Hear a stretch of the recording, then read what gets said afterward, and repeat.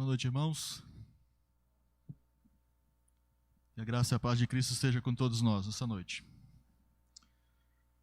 Abra sua Bíblia na carta escrita por Tércio, capítulo 8, versos 18 a 25.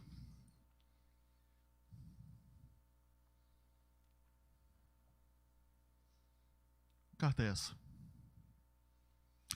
Carta aos Romanos, que não foi escrita por Paulo, mas foi escrita por um escriba, normalmente utilizado por Paulo, e esse escriba se chamava Tércio. Capítulo 8, versos 18 a 25.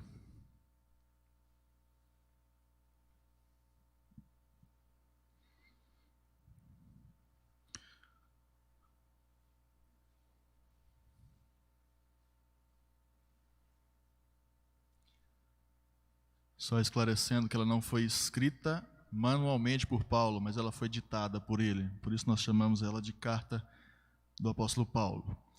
Assim diz a palavra do Senhor: porque para mim tenho por certo que os sofrimentos do tempo presente não podem ser comparados com a glória a ser revelada em nós. A ardente expectativa da criação aguarda a revelação dos filhos de Deus, pois a criação está sujeita à vaidade, não voluntariamente, mas por causa daquele que a sujeitou, na esperança de que a própria criação será redimida do cativeiro da corrupção para a liberdade da glória dos filhos de Deus. Porque sabemos que toda a criação a um só tempo geme e suporta angústias até agora. E não somente ela, mas também nós, que temos as primícias do Espírito, igualmente gememos em nosso íntimo, aguardando a adoção de filhos, a redenção do nosso corpo. Porque na esperança fomos salvos. Ora, esperança que se vê não é esperança, pois o que alguém vê, como espera? Mas, se esperamos o que não vemos, com paciência o aguardamos. Amém. Queridos, quem precisa de escatologia? Quando nós falamos de escatologia, nós estamos nos referindo ao estudo das últimas coisas, ao estudo dos últimos eventos da história. Porque nós acreditamos que a história está caminhando para um final. A história ela não é cíclica, ela não se repete, ela não está em um eterno início e final, mas ela é uma história linear. Ela tem um início e ela terá um fim. E quando nós falamos de estudo de escatologia, que é justamente o estudo desses últimos acontecimentos da história, normalmente nós nos lembramos de Apocalipse. E falando da leitura e do estudo do livro de Apocalipse, ele pode despertar alguns sentimentos. Um sentimento que pode ser despertado em nós é curiosidade. Muitos irmãos, quando nós falamos que vamos estudar o livro de Apocalipse, ele nutre uma grande curiosidade e interesse por esse estudo, justamente porque existem no livro de Apocalipse várias figuras, sejam elas figuras belas, do belo, daquilo que o próprio Senhor Deus vai transformar, mas também figuras de algo que é mal, de algo que é ruim. Por exemplo, lá no livro de Apocalipse nós temos a figura de dragões, ou de dragão, melhor dizendo, de serpente, e tudo isso numa guerra com o poder de Deus. Mas um outro sentimento que nós podemos nutrir também é um sentimento de medo. Eu conheço irmãos que não gostam do livro de Apocalipse porque provoca justamente esse medo, pelos mesmos motivos, pelas mesmas figuras. Mas a pergunta é: quem precisa de escatologia, de estudar escatologia, de saber escatologia? Todos nós precisamos, porque pela misericórdia de Deus, Ele aprouve revelar o futuro a nós. É como se Deus estivesse dando um spoiler do final da história para nós. E o que isso provoca em nós? Esperança. Você saber o final da história, como ela vai terminar e como você e eu terminaremos, é uma esperança para nós. É uma esperança, é um consolo, é um conforto. Mas qual é a abrangência desse ato divino de redimir o ser humano. E será que é só o ser humano que será redimido? Será que Deus tem algo preparado apenas para o ser humano? Mas qual é a abrangência dessa ação divina que está relatado não apenas no livro de Apocalipse? Porque quando a gente lembra de escatologia, automaticamente a nossa mente vai para Apocalipse. Mas o texto que nós acabamos de ler fala de escatologia, fala do final das coisas, do final da história. Mas não apenas no Novo Testamento nós temos escatologia. O livro de Daniel, por exemplo, lá no Antigo Testamento, está repleto disso. O livro de Ezequiel está repleto disso. Até o próprio livro de Gênesis está repleto disso. Então, queridos, você e eu precisamos de escatologia. Você e eu precisamos saber o que vai acontecer conosco, com a igreja e com a criação. E às vezes nós achamos que o Senhor apenas vai redimir a humanidade. Quando estudamos escatologia, a gente apenas espera que Deus redima a humanidade. Mas você se lembra, por exemplo, do que Deus, a cada dia que Ele criou, nos 6 dias da criação em Gênesis, o que Ele proferiu ao final de cada dia? Eis que o Senhor viu que isso era bom. Se Deus considera a sua criação boa, então Ele precisa ter um plano final para a sua criação. Qual é o plano de Deus para a criação? É o que nós vamos estudar agora. A abrangência da redenção, que não apenas nós, os crentes em Jesus Cristo, teremos, mas o Senhor, amando a sua criação, também vai redimi-la, também vai glorificar essa criação. Mas então, entrando no texto, queridos, o verso 18, ele se liga naturalmente ao verso 17. Se você percebeu o texto, esse verso 18, ele inicia com a conjunção por quê. O que Paulo quer é explicar justamente o versículo anterior. Paulo está explicando o que ele tinha dito antes. Vamos voltar então para ler esse versículo 17. Ora, se somos filhos, somos também herdeiros, herdeiros de Deus e co-herdeiros com Cristo. Se com Ele sofremos, também com Ele seremos glorificados. Então a palavra-chave aqui é glorificação. E nós vamos estudar um pouco mais à frente o significado dessa palavra. Mas o verso 18 é basicamente uma explicação do verso 17. O verso 17, ele fala de uma filiação que nós temos com Deus. O verso 17 diz que nós somos filhos de Deus. E ele diz que faz uma comparação entre a figura de Jesus Cristo, a pessoa de Jesus Cristo, o que Jesus Cristo é, ou quem Ele é, o que Ele passou e o que nós passaremos. Note, por exemplo, que o texto vai dizer que Cristo, de maneira, ele vai inferir isso, que Cristo é o Filho amado. E você vai lembrar dessa expressão, por exemplo, nos Evangelhos, quando Jesus é batizado, vem uma voz do céu e diz: eis o meu Filho amado, em quem me comprazo.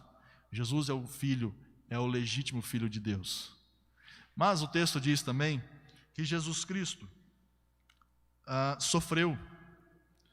Jesus Cristo teve o seu sofrimento e Jesus Cristo foi glorificado. Ou seja, quando Jesus Cristo morre, Ele ressuscita num corpo glorificado.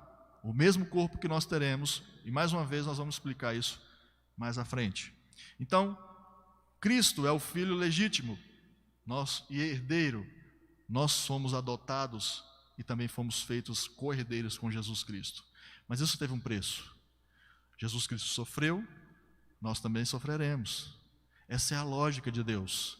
Se nós queremos seguir a Jesus Cristo, nós temos que atentar para as palavras que o próprio Cristo disse: aquele que quiser vir após mim, que tome a sua cruz e siga-me. E tem uma frase interessante que diz que, basicamente, que nós não podemos esperar ser honrados no mundo em que o nosso Senhor foi humilhado. Jesus Cristo foi humilhado no mundo, então nós não podemos esperar a glória e a honra que o mundo precisa dar. Essa é a primeira questão desse texto, explicando a nossa filiação com Deus.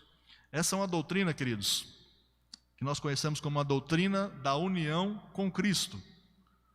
Essa doutrina fala que, por causa da morte e da ressurreição de Jesus Cristo e aquilo que Ele trouxe para nós temos alguns privilégios, alguns direitos conquistados por Jesus Cristo. Por exemplo, quando nós falamos de filiação e de adoção, nós estamos dizendo que aquilo que o filho legítimo tem por direito, o filho adotado também tem. Vocês estão lembrados, por exemplo, da parábola, e não tem nada a ver com adoção, mas da parábola do filho pródigo? O reverendo Wellington até pregou sobre ela alguns domingos atrás. Aquele filho retorna, e aquele filho então tem todos os privilégios novamente de um filho legítimo, daquele que nunca deveria ter saído dali, aquele que achou que tinha perdido seus privilégios, mas na verdade o pai estava concedendo os privilégios para ele de novo. Então essa união com Cristo nos faz ter esses privilégios diante de Deus. Queridos, então, o verso 17, ele fala de uma esperança que se baseia nessa união que nós temos com Cristo. A esperança que nós temos nesta vida, a esperança que nós temos de suportar o sofrimento, seja ele qual for, seja doença, seja desemprego, seja a desestrutura familiar, qualquer tipo de sofrimento que o crente passa nessa vida, ele tem que ter a esperança de que pela união que ele tem com o Senhor Jesus Cristo, esse sofrimento, ele vai ter um fim. Verso 18, então, Paulo vai tratar de responder ou de ampliar aquilo que ele já trouxe no verso 17. Paulo diz: porque para mim tenho por certo que os sofrimentos do tempo presente não podem ser comparados com a glória a ser revelada em nós. O que o apóstolo Paulo está fazendo é pegar dois períodos da nossa história, presente e futuro. O presente, caracterizado pela cruz. Ser discípulo de Jesus é ter uma cruz, mas o futuro não. O nosso futuro como discípulos de Jesus não tem nada a ver com cruz, não tem nada a ver com sofrimento, mas o nosso futuro com Cristo e após a sua segunda vinda tem a ver com coroa, onde nós teremos o nosso descanso eterno, o descanso das nossas obras e das nossas fadigas. E é isso que Paulo está fazendo. Presente, sofrimento. Futuro, glória e coroa. Eu não sei o sofrimento que você esteja passando agora. Talvez você esteja com angústia, talvez você esteja na sua casa enfermo, talvez você esteja passando por qualquer tipo de dificuldade na sua vida. E saiba que isso é algo comum e é algo natural para nós. E nós vamos passar por isso. Mas nada se compara com a glória que nós haveremos de gozar, por causa de Jesus Cristo. Paulo, então, ele fala dessa glória a ser revelada em nós. E que glória é essa que Paulo está se referindo? Quando Paulo fala de glória, ele está falando do estado final do cristão, daquele que serve a Jesus Cristo. E qual é o estado final que nós haveremos de permanecer, queridos? Esse estado de glorificação é um estado onde nós seremos, na vinda de Jesus Cristo, primeiro, ressuscitados. O corpo que nós temos hoje, esse corpo que nós temos, será um corpo transformado. Nós não teremos um corpo novo, criado do nada, mas a Bíblia fala de uma ressurreição dos mortos, e nós haveremos de ressuscitar transformados. E quando nós ressuscitarmos transformados, queridos, eu até gosto de falar sobre isso, não vai mais ter miopia. Não vai ter 15 graus de miopia para mim, graças a Deus. Não vai ter nenhum tipo de dor física no seu corpo. Sua coluna vai ser nova, seu joelho vai ser novo, tudo novo. Porque as primeiras coisas passaram. E é isso que Jesus Cristo nos promete. A sua segunda vinda trará tudo isso. Mas a glorificação do nosso corpo também mostra que a nossa mente será perfeita. Hoje nós temos vários distúrbios que podem acometer a nossa mente. Depressão, ansiedade, e por aí vai. Mas na glorificação, queridos, não vai ter nada disso. Na glorificação nós seremos perfeitos. E a morte, que é a nossa última inimiga, já não vai mais existir. Amém por isso. Queridos, o apóstolo Paulo, ele nos está dando uma motivação para seguir a nossa vida. Eu não sei como você está, mais uma vez, eu não sei como é que está a sua vida. Eu não sei como é que está a sua sanidade, a sua capacidade de absorver o que o mundo está passando. O que essa pandemia trouxe para o nosso emocional. Pode ser que você esteja passando por uma crise emocional por conta de tudo isso.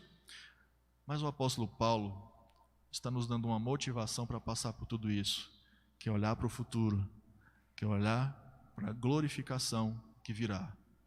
O sofrimento, ele terá um fim, mas a glorificação não. A eternidade nunca vai acabar. E é por isso que eu quero te incentivar a olhar para o futuro, a esperar aquilo que ainda não se manifestou, porque isso é muito melhor do que nós já temos. Queridos, então no verso 19, vamos ler mais uma vez, que diz assim: a ardente expectativa da criação aguarda a revelação dos filhos de Deus. Verso 19, Paulo então ele expande a abrangência da redenção, dizendo que não apenas nós seremos redimidos, mas a criação também será redimida, porque ela aguarda tudo isso. E aí, se nos versos 17 e 18, Paulo fala da nossa redenção, aqui ele fala da redenção da criação. Aquela mesma criação que Deus amou no início, é a mesma criação que será redimida no final. E ele então diz que essa criação, ela está em sofrimento. E ele diz que essa criação, ela anseia pelo que irá acontecer conosco. Existe aqui uma expressão que Paulo utiliza, que é a revelação dos filhos de Deus. O que Paulo está querendo dizer com essa questão de filiação dos filhos de Deus e essa manifestação pública? Paulo está tratando de dois grupos. Por exemplo, na igreja de Cristo, na igreja não apenas universitário, mas igreja de modo geral, existem dois grupos, que o próprio Jesus vai nomear como o joio e o trigo.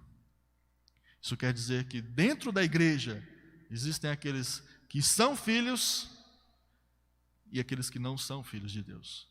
E o que a criação aguarda é a manifestação pública daqueles que são filhos de Deus, porque isso trará redenção, e não apenas para nós, os filhos, mas para ela também, para a criação. E é isso que o apóstolo Paulo está dizendo, que quando a verdadeira igreja de Jesus Cristo for manifestada no dia do juízo, a própria criação também será redimida. Então, queridos, quando o joio for separado do trigo, a criação também será redimida. Mas por que a criação espera tudo isso, queridos? Vamos começar a fazer algumas perguntas para o texto. Por que a criação espera tudo isso? Verso 20. Pois a criação está sujeita à vaidade, não voluntariamente, mas por causa daquele que a sujeitou. Por que a criação espera ser redimida? Porque a criação foi totalmente afetada pelo pecado de Adão. A palavra utilizada por Paulo aqui, vaidade, talvez seria melhor traduzida como corrupção. A criação, ela foi sujeita a toda a corrupção que Adão e Eva, eles proporcionaram quando comeram o fruto no jardim do Éden. E aqui nós precisamos recorrer ao texto de Gênesis capítulo 3, versos 17 e 19. Gênesis 3, versos 17 a 19. Assim diz a palavra do Senhor. E a Adão disse: visto que atendeste à voz de tua mulher e comeste da árvore que eu te ordenara não comesses, maldita é a terra por tua causa. Em fadigas obterás dela o teu sustento durante os dias da tua vida, e ela produzirá também cardos e abrolhos, e tu comerás a erva do campo. No suor do teu rosto comerás o teu pão, até que tornes a terra, pois dela foste formado, porque tu és pó, e ao pó tornarás. O que esse texto está querendo dizer, queridos? A criação sofreu com a maldição do pecado de Adão e Eva. Não apenas Adão e Eva receberam a punição pelo pecado, mas a terra, a natureza, o ecossistema, aquilo que nós conhecemos, o universo, os planetas, foi totalmente afetado pelo pecado de Adão e Eva. E essa criação anseia pela redenção, porque ela está doente, porque ela está corrupta, porque ela foi lançada num cativeiro que Adão e Eva proporcionaram. E é por isso que ela está clamando por essa redenção. E que característica, queridos? Outra pergunta que nós fazemos para o texto. Que característica a natureza assume depois que ela então é corrompida e ela é atingida pelo pecado de Adão e Eva? Primeira coisa que a natureza se torna é hostil a nós. Toda a natureza agora está hostil a nós. E de que maneira? Pragas em lavouras, pragas em rebanhos. Às vezes o que o homem planta ele não colhe. Às vezes criando o seu rebanho morre. Doenças de toda sorte. Por exemplo, esse coronavírus. Desastres naturais como tsunamis, furacões, erupções vulcânicas, enchentes, secas, tudo isso é sinal de uma natureza corrompida. E de quem é a culpa? De quem é a culpa de o nosso ecossistema, do nosso planeta, do nosso universo estar dessa forma? A culpa é nossa. Porque Adão e Eva, quando comeram do fruto, não apenas trouxeram maldição sobre si, mas amaldiçoaram toda a natureza. Toda a criação foi amaldiçoada por causa do pecado de Adão e Eva. E então nós chegamos no verso 21, que diz: na esperança de que a própria criação será redimida do cativeiro da corrupção para a liberdade da glória dos filhos de Deus. A expressão redimida, queridos, significa liberta. Quando Paulo está dizendo que a criação será redimida do cativeiro, ele está dizendo que a criação será libertada desse cativeiro que Adão e Eva proporcionaram a ela. E Paulo usa dois contrastes para descrever essa ação. O contraste que Paulo utiliza é cativeiro da corrupção e liberdade da glória. O que a corrupção de Adão e Eva trouxe para a criação, para a natureza,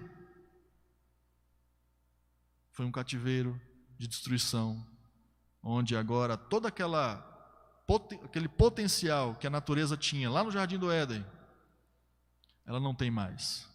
Agora o que o homem planta, demora muito. Agora o trabalho que o homem tem é pesado, é suado, é frustrante, e às vezes ele não consegue tirar o seu próprio sustento, tudo por conta do pecado. Mas o que Paulo vai utilizar é que ele vai mostrar o seguinte, que essa criação ela será redimida quando nós somos glorificados. E o que nós entendemos aqui nesse texto é que se nós desfrutamos dos benefícios que Cristo traz, a própria criação se beneficia da nossa própria glória. É como uma ação em cadeia.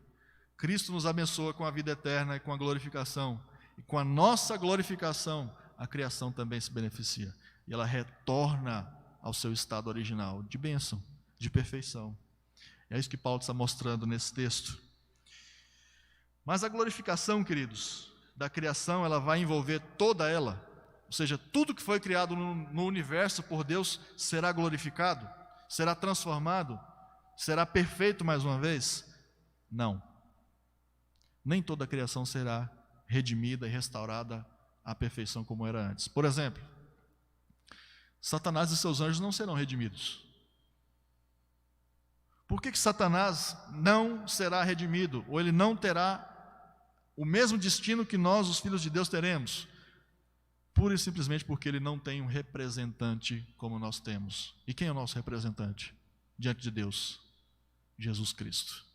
Ou seja, para ser perdoado e redimido por Deus, alguém tem que ter pago um preço por você. E quem pagou o preço por nós foi o próprio Senhor Jesus Cristo. E Satanás e seus anjos não têm esse redentor. E por isso eles não serão redimidos. Então nem toda a criação será redimida, queridos. Mas há outro grupo que não será redimido? Sim.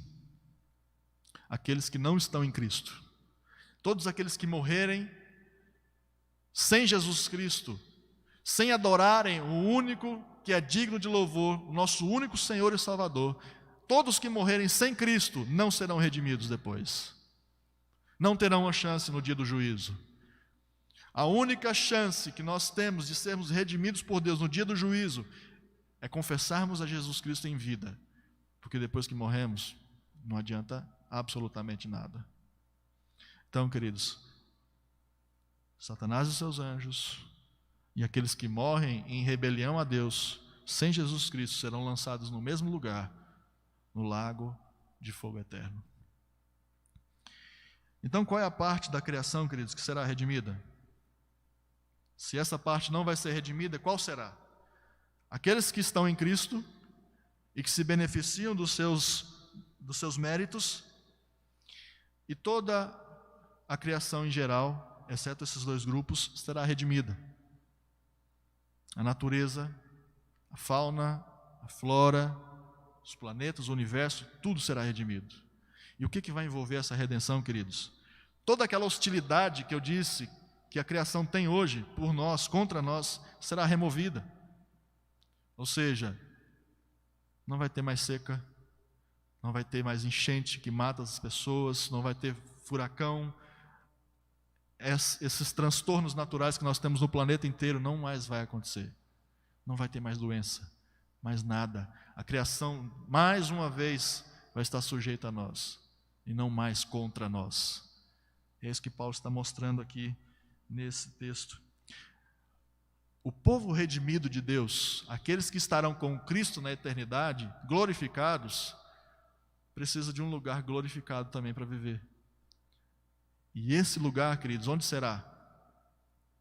Exatamente aqui, na Terra, no planeta Terra, mas totalmente diferente, totalmente redimido, totalmente restaurado, sem nenhum tipo de corrupção, sem nenhum tipo de transtorno. É nesse lugar que nós vamos viver pela eternidade.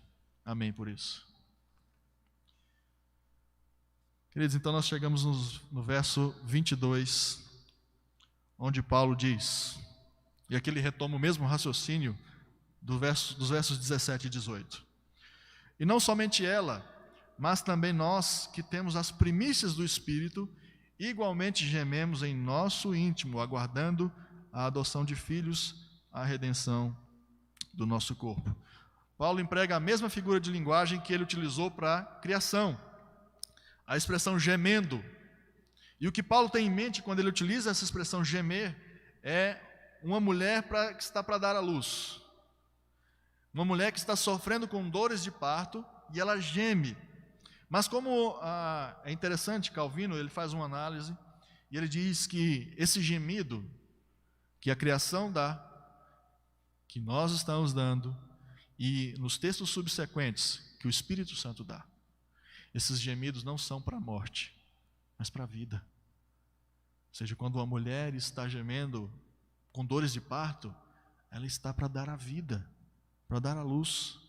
E a mesma ideia que Paulo está trazendo, a natureza está gemendo aguardando uma nova vida, e nós também estamos assim. E ele então utiliza, queridos, essa expressão, primícias do Espírito. Nós que temos a primícia do Espírito. Essas primícias do Espírito é o próprio Espírito Santo. É tudo aquilo que o Espírito Santo produz em nós. Lembra do fruto do Espírito?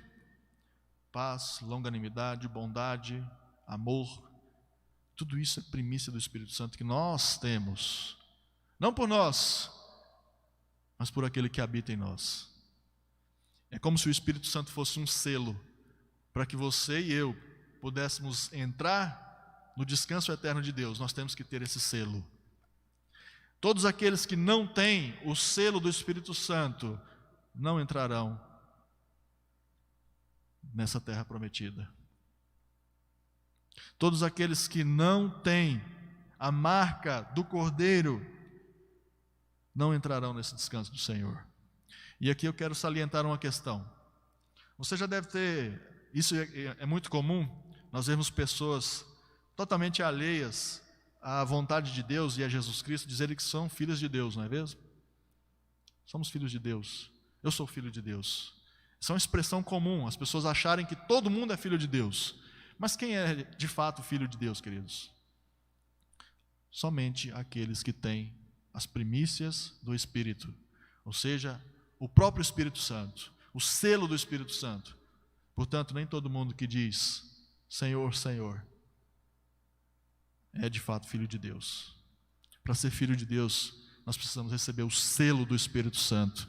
E é isso que Paulo está mostrando, que nós, aqueles que têm o selo do Espírito Santo, por um pouco gememos, por um pouco aguardamos, mas um dia nós seremos também transformados. Verso então 23. Mais uma vez. E não somente ela, mas também nós que temos as primícias do Espírito, igualmente gememos em nosso íntimo aguardando a adoção de filhos, a redenção do nosso corpo. Paulo fala de uma adoção. Mas que adoção é essa? Quem precisa ser adotado? E por que nós precisamos ser adotados? Quando Adão e Eva pecaram no Jardim do Éden, queridos, houve uma quebra no relacionamento. Ali, naquele momento, a humanidade deixou de ser filha de Deus. Mas a humanidade agora se torna inimiga de Deus. E se tornando inimiga, ninguém tem mais o benefício da presença dele. E, portanto, nós precisamos ser adotados por causa disso, para termos um novo relacionamento com Deus. Porque nós somos feitos escravos do pecado, porque quem não é filho de Deus é escravo do pecado. E quando Paulo fala da adoção de filhos, nós já fomos adotados, mas Paulo acrescenta algo nesse versículo que diz a redenção do nosso corpo. Isso quer dizer que ainda falta um pouquinho. Nós já temos o benefício da presença de Deus, nós já temos essa filiação, mas essa filiação vai nos conduzir para algo muito melhor e superior. E aqui nós encerramos então versos 24 e 25. Depois que Paulo apresenta toda essa argumentação a respeito da redenção e da glorificação, ele então apresenta toda a fonte da esperança, que é manter o nosso foco no futuro, e não aqui no presente. O presente nós sofremos, como o apóstolo Paulo diz, o presente é sofrimento, o presente é coronavírus, o presente é morte o tempo todo, rondando a nossa casa, insegurança, mas no futuro não, queridos. E Paulo diz que nós esperamos o que não vemos, e é por isso que se chama esperança, porque nós não estamos vendo ainda, mas está garantido no nome de Jesus. O que esse texto então nos faz entender? Algumas conclusões. Todo sofrimento no presente é passageiro, queridos. Todo sofrimento no presente é passageiro, seja ele qual for. Seja ele qual for, vai passar. Esse texto também nos faz entender que Deus ama a sua criação e vai torná-la nova de novo. Não somente nós, os que estamos em Cristo Jesus, os crentes, mas toda a criação será redimida, exceto aqueles grupos que nós tratamos.